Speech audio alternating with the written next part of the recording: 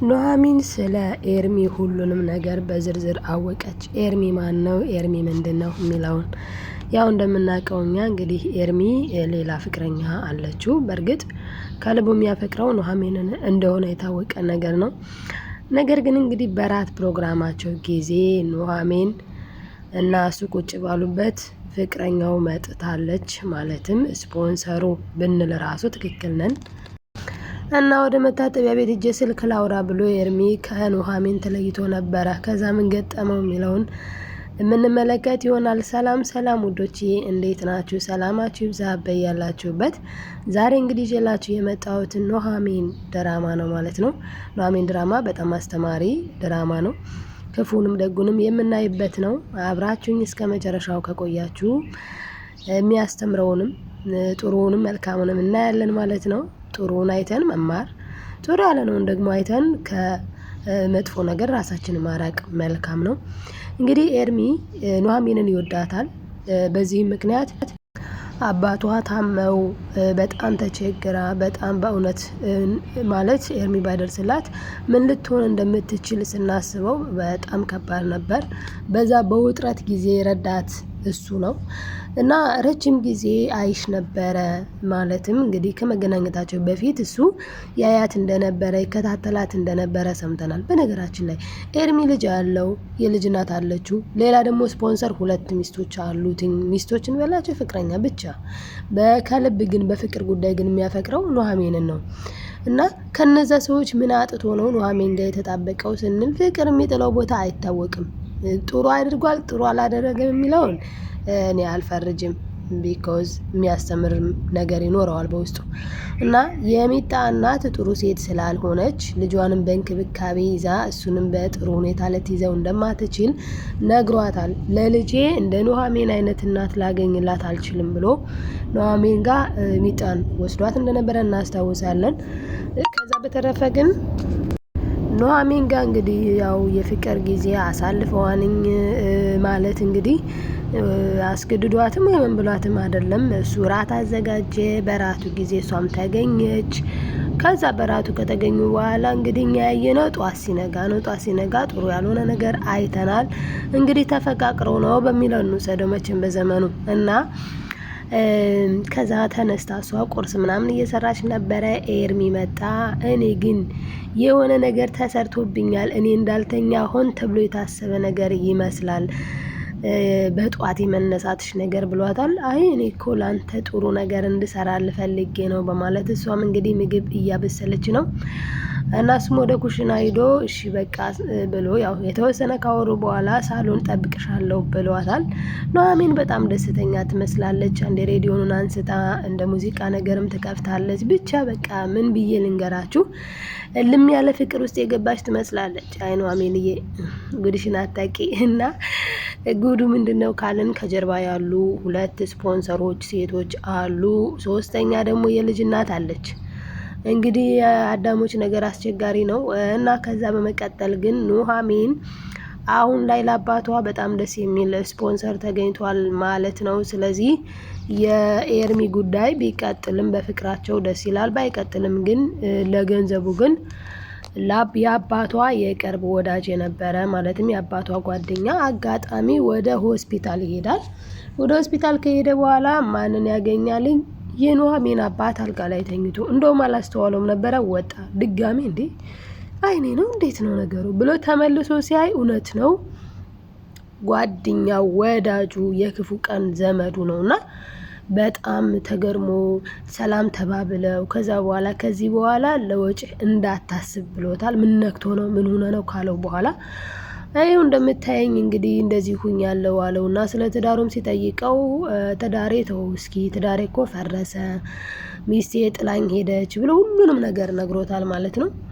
በነገራችን ላይ ይሄ ባለሀብት ሰውዬ ልጅ አለው እንዳየነው እንደተመለከትነው። ልጁ ደግሞ ሰካራም ጠጪ፣ በቃ የሆነ ውጥንቅጡ የወጣ ነው። እንደ ኑሐሚን ስርዓት ያለው የታረመ አደብ የገዛ አይደለም። ልጁ ምንድነው የሚጠጣ የሚያጨስ በጣም አስቸጋሪ ልጅ ነው። ስለዚህም ኑሃሚንን አጋብቶ ማለትም የዚህ ልጅ አባት ኑሃሚንን አጋብቶት ስርዓት ያለው ልጅ ሆኖ እንዲኖር ማለትም ብዙ ነገር አለ ባለሀብት ስለሆኑ ስራን ማስተዳደር ቤትን መምራት እንዲችል ይፈልጋል። ልጁ ግን አረቄ ጠጥቶ ወይም ደግሞ የሆነ በቃ ሰክሮ ምናምን ነገር ነው የሚገባው። በጣም የሚገርመው ነገር በጣም ብዙ ወጪ በጣም ብዙ ብር ነው የሚያጠፋው። ያቺ ፍቅረኛው እንግዲህ ይሄኛውንም ልጅ ደግሞ ወዳው ሳይሆን የኤርሚ ስፖንሰር ነች ማለት ነው። የነገሮች መገጣጠም ቢገርሙንም ይሄ ልጅ እንግዲህ አባቱ ጋር የት ይሄዳሉ? ምሳ አባቱ የጋበዘው ለምንድነው? ኑሃሚንን ጋብዟት ስለነበረ ነው። ኑሃሚንን ለምንድነው የጋበዛት? የአባቷ ጓደኛ ስንል የአባቷ ጓደኛ ምን ብሏል? ሁሉንም ነገር ለኔ ተወው እኔ ከበር አደርግልሃለሁ ካለው በኋላ እነዚህ ማን አመጣ ሲለው ልጅ አመጣችኝ። ያቺ ልጅ አለው። ያቺ ልጅ ያለው ስለማን ነው? ስለ ኑሃሚን ሳይሆን ስለ ኤደን ነበር። ኤደን እንግዲህ እንደምናውቀው ኤደን ፈልታን ይላል አረብና ኤደን ጥሩ ያልሆነች ልጅ ሆናለች። በነገራችን ላይ ኤደን በራሷ ጊዜ ነው ሌላ ዓለም ውስጥ የገባችው። ከእናቷ ጋር ተጣልታ ከዚህ በፊት እንደምናውቀው አስፋልት ላይ በተቀመጠችበት ነው እንግዲህ የኤርሚ የልጅ እናት መጥታ ይዛ ሄዳ ያልሆነ ነገር እንድታደርግ አድርጋት ብልግና አዝለማምዳት ብልግና አስተምራት። የእነሱ የሁለቱ መባለግ አልበቃቸው ብሎ ጭራሹን እችን የመሰለች እንቡጥዬ ጥሩ ልጅ እሷንም ለመበከል ያደረጉትን የሄዱበትን ርቀት ተመልክተናል። እንግዲህ እነ ኤደን ማለት ነው። በነገራችን ላይ ክፋተኛ ሰው ክፋቱን ለራሱ ነው የሚዞርበት። እንግዲህ እንደተመለከትነው የኤደን እናት በጣም አስቸጋሪ ሴት ገነት ማለት ነው። ገነት በጣም አስቸጋሪ ሴት ናት። ገነት አስቸጋሪ የሆነችው ለምንድን ነው ስንል የሆነ ቅናትም ነው። እና ለምን ኑሃሚን እንዲህ አገኘች? ለምን በቃ ኑሃሚንን ከመጣች ጀምሮ እንዴ ኑሃሚን እኮ ምንም አትፈልግም ነበረ። ገነት እናቷ እንደገና ደግሞ ኤደን ደግሞ እህቷ ሆነው እንዲኖሩ ከአባቷ ጋር በሰላም እንድትኖር ፍቅር ያለው ህይወት እንድትኖር ነው እንጂ የመጣችው ለሌላ አልነበረም። ሁለቱ ግን ልጅቷን ከልጅነት ከሰውነት ወደ አውሬነት እንድትቀየር ነው ያደረጓት። እንግዲህ አስቡት፣ መርዝ አምጥተው በጠላ አድርገሽ ስጫት ብለው በቃ በጣም ነው የሚዘገንነው። ያንን ሁሉ ክፋት ሲያደርጉ ነበረ። ይሄ ድራማ በጣም እጅግ አስተማሪ ነው ያልኳችሁ ለዚህ ነው። ጥሩ ስታደርጉ እግዚአብሔር ደግሞ ጥሩ ነገርን ይከፍላል። አሁን እነዚህ ሰዎች ምንድነው ያደረጉት? መርዝ ሊመርዟት ሲሉ እሷ ደግሞ ሲያወሩ ሰማቻቸው። ስለዚህ አልተሳካላቸውም፣ ከሸፈባቸው። እሷ ግን በእነሱ ምክንያት በእርግጥ ክፉ ለመጣ ክፉ መመለስ አስፈላጊ አልነበረም። ግን እንግዲህ ገጸ ባህሪም አይደለ?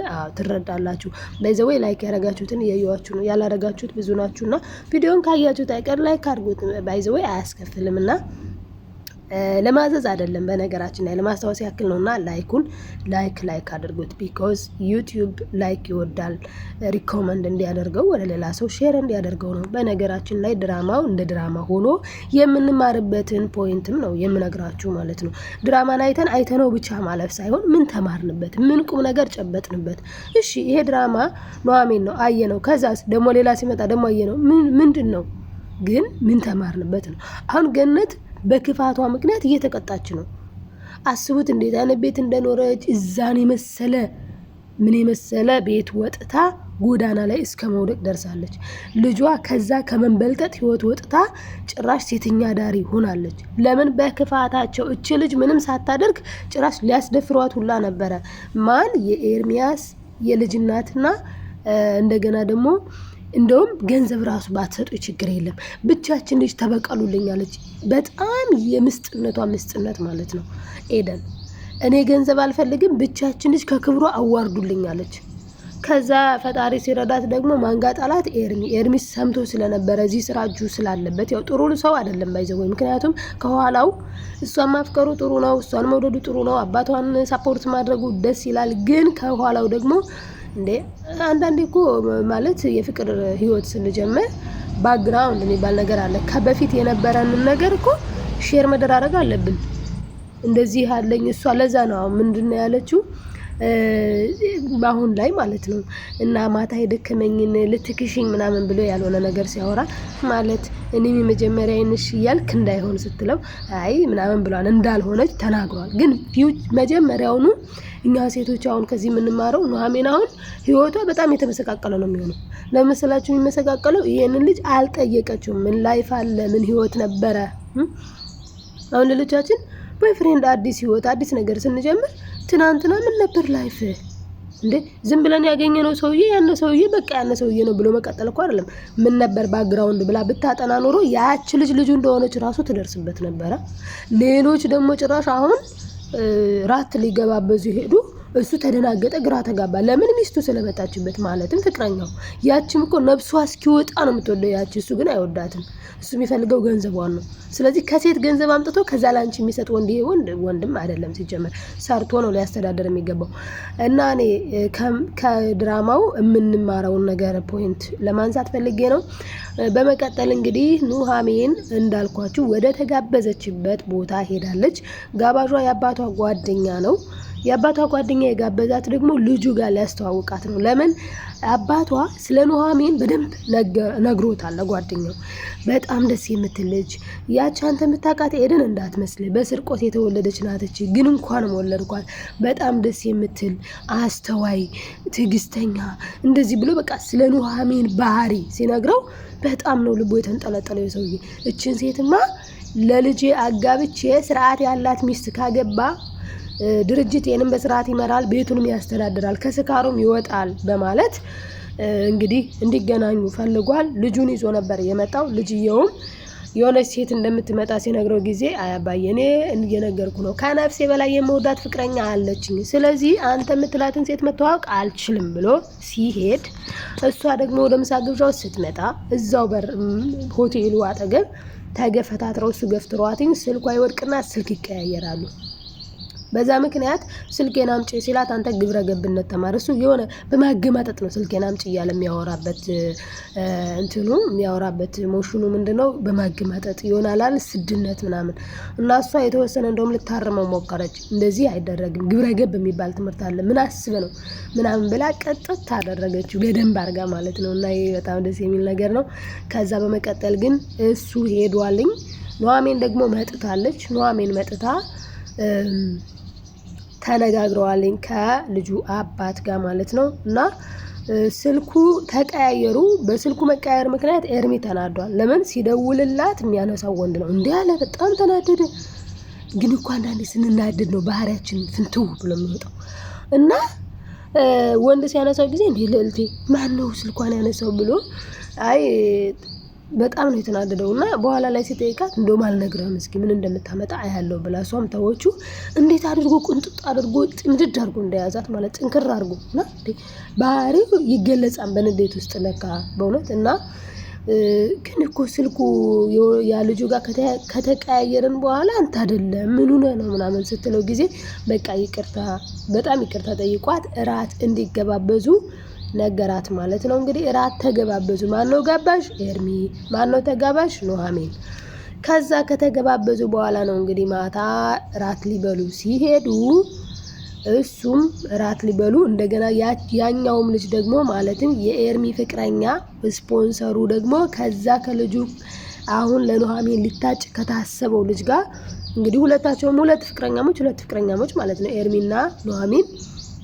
እንደገና ደግሞ ኤርሚን አግባ የተባለው ሰውዬ ወይም ልጅ እና ደግሞ የኤርሚ ፍቅረኛ ስፖንሰሩ አራት ጥንድ አይባልም፣ ሁለት ጥንድ ማለት ሁለት ወንድ ሁለት ሴት ማለት ነው። በአንድ ሆቴል ተቀጣጠሩ ማለት ነው። ስለዚህ እዛ ላይ ስትመጣበት ጊዜ ያቺ ስፖንሰሩ ፍቅረኛው ስትመጣበት ኤርሚ የሚገባበት የሚወጣበት ነው የጠፋው። በጣም የሚያሳዝነው ነገር ግን እንደማይፈልጋት እኔ ግን ሴቶች ይድጅ ከዚህ ብለን ካልተገፈተርን አንሰማም መሰለኝ። ይቺ ስፖንሰር እኮ እንደማይፈልጋት ሲነግራት ለምን አታረግዥለትም ብሏታል። አስቡት እንግዲህ ካረገዘችለት አትመጣበትም ወደ ኤርሚ ህይወት። ኤርሚም የሚፈልገው እንዳትመጣበት ነው፣ ወደ ህይወቱ እንድትመጣ አይፈልግም። ለዛ ነው አርግዥለትና በቃ ተገላገይ፣ ምክንያቱም ከእጅሽ ሊወጣ ነው አላት። እና እንግዲህ ናሆምና አምራን ይባላሉ ሁለቱ ጥንድ። ሁለቱ ደግሞ ኤርሚና ኑሃሚን ናቸው።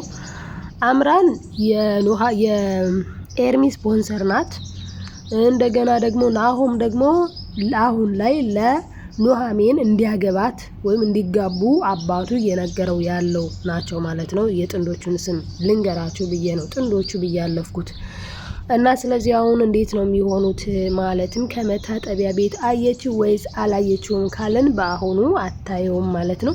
ስለዚህ ጋር አውጥቶታን በቀጣዩ ደግሞ የሚሆነውን አናቅም። ግን እሱ ምን ብሏን ኤርሚ ወይኔ እኔ እኮ ከኤምራን ደህና ገንዘብ ተቀብያት ቢሆን ኑሮ አሁን ልዕልቴን ኑሐሚንን አግብቼ እኖር ነበረ እያለ ነበረ እና በሴት ገንዘብ ከዛ ሌላኛዋን ሴት አግብቶ መኖር ማሰብም ትንሽ ይከብዳል ኤርሚዬ።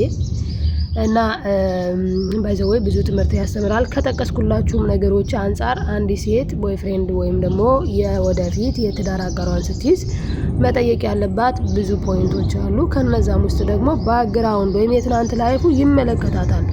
የትናንት ላይፉ የሚመለከታት ምክንያት ምንድነው? ትናንትን ለምን እንዲህ አረክ ልትለው ልትወቅሰው እኮ አይደለም። ነገር ግን በቃ የትናንት ህይወቱ ነው ማን ነበረ ምን ነበረ የሚለውን ስፔሲፊክ በደንብ ውስጡን ማወቅ አለባት። ይሄ ማወቅ ያለባት ነገር ነው። እና ባለማወቃችን ደግሞ ብዙ የምንጎዳ ሰዎች አለን እና አስበን ብንገባ መልካም ነው ለማለት ነው። በእርግጥ ይዤ የመጣሁት ምንድነው ድራማ ነው፣ ግን የሚያስተምረውን እንማርበት፣ የማያስተምረውን ነገር ደግሞ ያው እንተው ለማለት ያክል ነው። ዳይሬክትሊ ያው እንደወረደ ድራማውን ብቻ ካወራሁት ኦልሬዲ እዛ አይተነዋል፣ እዛ እናየዋለን። ከዛ አንፃር ነው እና እንግዲህ ኢምራን እና ናሆም ጥንዶቹ እንዳልኳችሁ ናቸው። እነሱ አሁን እንግዲህ እሱ የእሷ ስፖንሰር ነው። በጣም የሚያሳዝነው እንግዲህ የኢምራን ጓደኛ ማለትም ናሆም የያዘው ሲም ካርድ የእናቱን ሲም ማለት በእናቱ ሲም የወጣ ነው። እናቱ ደግሞ የምትኖረው ውጭ ሀገር ነው፣ አውሮፓ ነው ያለው አይ ቲንክ። እና አውሮፓ ስለምትኖር ለዛ ነው ሲም ካርዱ በጣም አንገብግቦት ኑሐሚንን ስልኬን አምጪ፣ ስልካችን በእርግጥ አንድ አይነት ነው፣ ግን ያንቺ ሃርድ ኮፒ ነው፣ የኔ ደግሞ ኦሪጂናል ነው፣ እንዳንቺ እንደ ልጅቱ ስልክሽ ራሱ ሃርድ ኮፒ ነው እያለ በጣም ተሳድቧል። ለዛ ነው ግብረ ገብነት ይጎድልሃል፣ ስነ ምግባር መማር አለብህ ያለችው። ሃርድ ኮፒ ነው ምንም እኮ አያስፈልገውም ነበር። በቃ ስልኬን አምጪ፣ ስልክሽን ሰጂ እና ግብረ ገብነት ይጎልሃል ብለዋለች። በእውነቱ ለመናገር ግብረ ገብነትን አስተምረዋለች። እንግዲህ ተምሯል ብለን እናስባለን። ለወደፊት ስርዓት ያለው ቃላት ያወራል ብለን እናስባለን ማለት ነው። እና አብራው ያለችው ሴት ማለትም ኤምራን ገንዘብ ነው የምትፈልገው። ኤምራን የምትፈልገውና ኤርሚያስ የሚፈልገው በጣም የሚገርም ነገር ነው። አንድ አይነት ነው። አንድ አይነትነቱ ምንድነው?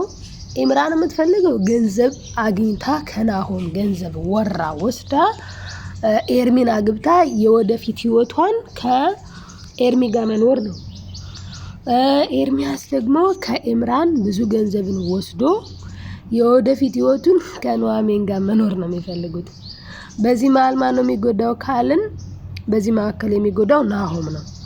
ምክንያቱም ናሆም የመሰለው ኢምራን በጣም ያፈቀረችው ልክ እሱ እንደሚያፈቅራት ያፈቀረችው ነው የመሰለው። ነገር ግን እሱ አታፈቅረውም። ኢቭን እሱ ካጠገቧ ሆኖ ቆይ አንዴ መጣው ብለው ይሄዳል። ለማን ነው የምደውለው? ለኤርሚ ነው የምደውለው። ለምን? ስለምታፈቅረው ማለት ነው። እና እሱም ትደውልለታለች። ከዛ ትደውልለትና ወይ ኢምራን ይላታል ማለት ነው። እና ማውራት ያለብን ነገር አለ፣ የተለመደው ቦታ እንገናኝ ብላ የተለመደው ቦታ ይገናኙና ያወራሉ። የተለመደው ቦታ ሲገናኙ ቅዳችን ሊፈርስ ነው፣ ቅዳችን ሊከሽፍ ነው እና መገናኘት አለብን ብለው ሲገናኙ ነው እንግዲህ ኢምራን ለኤርሚ የነገረችው። ኤርሚም አውቋል። ምንድነው ያለችው? እና የናሆም አባት ለአንዲት ልጅ ሊድሩት ነው ልጃቸውን። ስለዚህ አጭተውለታል ኦልሬዲ ማለት ይቻላል። እና በቃ እና ቅዳችን ሳይከሽፍ ቅዳችን ሳይፈርስ ምን ማድረግ አለብን እያሉ እየተመካከሩ ይገኛሉ። እንዴ ቅድም እንዳልኳችሁ በዛ መሀል ምንድነው ያላት? አሁን እሺ ምንድነው ማድረግ ያለብን ታዲያ? ወደና ገንዘብ እኮ አልተቀበልሽውም፣ ስለዚህ ምን እናድርግ ብሎ ያስብና አስቡት እንግዲህ እሷ እኮ ታፈቅረዋለች። እሱ ግን ስለማያፈቅራት አሁን ኢምራን ብትነቃ ብትባን ኑሮ ኤርሚ እንደማያፈቅራት ግልጽ ነው። ለምን? ምን አላትኝ? አርግዥለት አላት። ከማን? ናሆም ማለት ነው። አስቡት እንግዲህ የሚያፈቅራት ቢሆን ኑሮ ከሌላው እንዳርግዥለት አይላትም። ሲጀምር ስፖንሰር ሁኝኝ ሌላ ቤት ገብተሽም አይላትም። ሌላ ፍቅር ውስጥ ገብተሽ የኔ ስፖንሰር ሁኝም አይላትም ነበረ። ናሆም ጋር የገባችው ለኤርሚ ስፖንሰር ለመሆን ነው። ናሆም ጋር የገባችው ለኤርሚ ገንዘብ ለመስጠት ነው። በጣም ነው የሚያሳዝነው።